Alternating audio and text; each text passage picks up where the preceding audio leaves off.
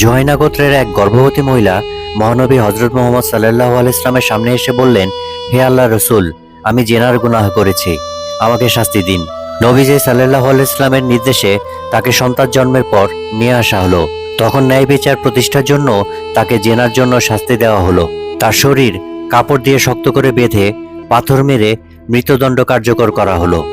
এরপর নবীজি সাল্লাল্লাহু আলাইহি ইসলাম নিজে তার জানাজার নামাজ আদায় করলেন।